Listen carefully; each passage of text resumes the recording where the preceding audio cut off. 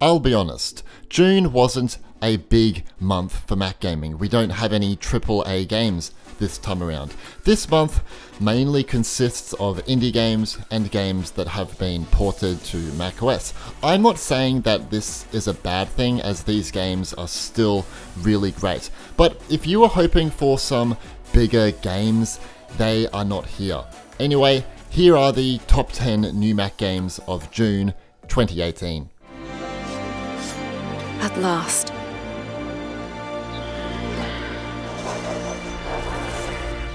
Starting at number 10, we have Poly Bridge. This game was originally released on Mac in 2016 via Steam. However, only recently the devs ported it to the Mac App Store. I've actually never played Poly Bridge until this week for this video, but I thought I'd try it out and share some actual gameplay with you. It's a bridge building physics title that has 105 campaign levels. The goal is to get vehicles across a bridge without it collapsing. As you progress through the levels, you'll unlock new ways to build bridges with suspension, ramps and jumps, double-deckers, moving drawbridges, and more.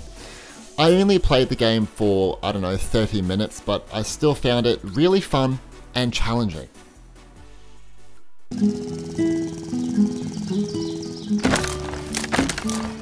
Number 9 is The Elder Scrolls Online Summerset. This expansion requires the base game of The Elder Scrolls Online on Steam in order to play. Just thought I'd mention that, as some of you might think it's a standalone experience. I'm not gonna lie, I won't be playing this game as I'm just not into this sort of genre, but I'm not saying it's a bad game. I know some of you love MMOs. Summerset appears to be a decent expansion like Morrowind was. It's brought some new things in that I know players of this game will love.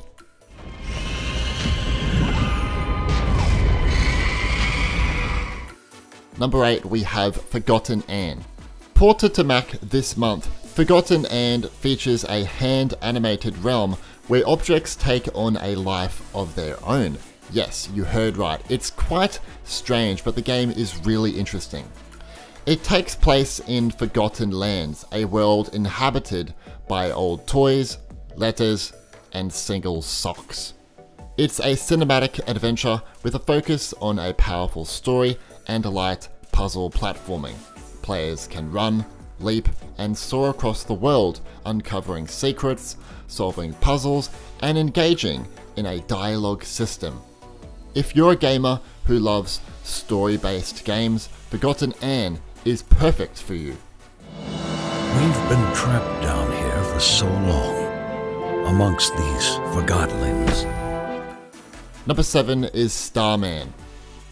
The art design here is very simple but very effective. The color palette consists of, for the most part, black and white.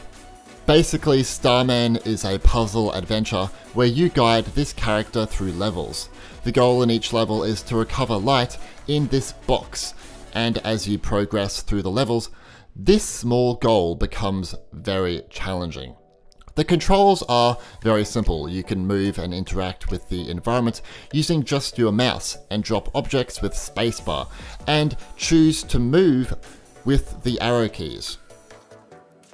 There are 30 puzzles inside 24 levels across 9 chapters, so the game can last you around 1.5 hours to 3 hours.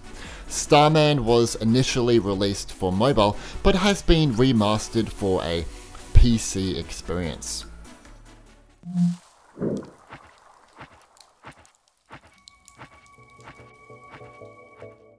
Number 6, we have Next Up Hero. Now officially out of early access in June, I thought it was time to promote this game to you guys. Next Up Hero is a gauntlet-style dungeon crawler starring heroes that must hack and slash their way through adventures. Players can choose their hero and then go out into dungeons finding gear and fighting monsters. The game also features no health kits. So, Next Up Hero has mixed reviews on Steam, and why is this? It isn't a bad game, but sometimes it can be buggy, and for me, it can drag on at times. I'd love to see an offline mode, more content, and better core mechanics for the characters, as right now, it's too simple.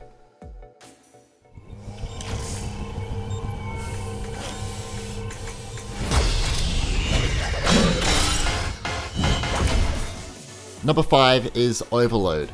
At its core, this is an FPS, and at first glance, it doesn't really represent a typical first-person shooter, now does it? But that's a good thing, as Overload is something new and fresh from all the same FPS games out there.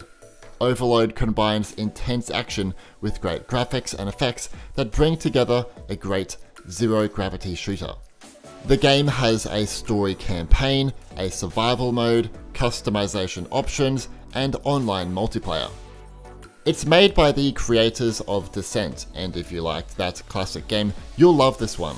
Some are even calling it Descent 4, since it's quite similar. Okay, so this game was released on the 31st of May. However, here in Australia, it was released on the 1st, you know, just time zone difference.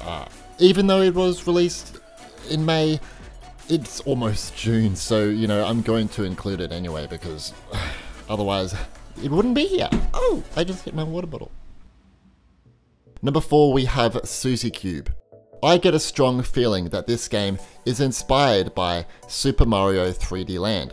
I've been playing Suzy Cube quite a lot this week, as I'm personally really into platforming games.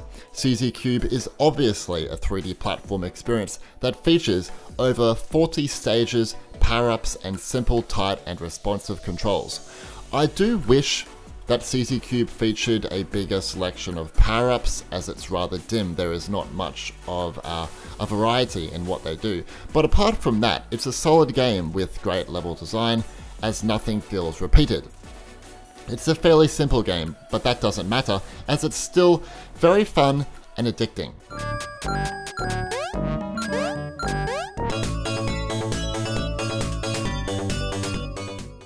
Number 3 is Objects in Space.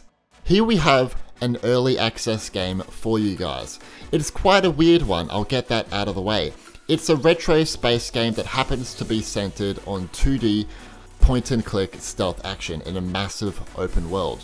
You, the player, can customize ships and meet people along your journey, and can become a trader, bounty hunter, explorer, or scavenger, if you want. It's an early access title. I should warn that you may experience some crashes and weird glitches. Hopefully the devs can fix these issues, because I'd like to see this game become successful, as it's very different, but in a good way. Objects in Space is not for everyone, but that's okay. Number 2, we have OneShot. Originally out in 2016, OneShot has officially been ported to macOS. I only played this game for a little while, but I found it interesting how it forces you to play in a 4:3 aspect ratio, and how it wants you to play in a window mode. It does some interesting things outside the game window that I was not expecting. By the way, it's not harmful to your Mac, just thought I'd say that.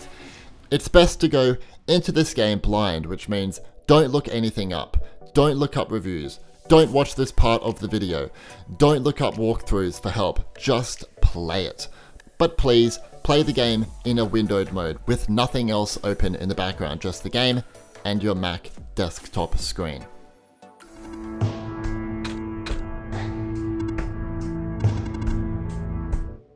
And finally, number 1, we have Dead Cells.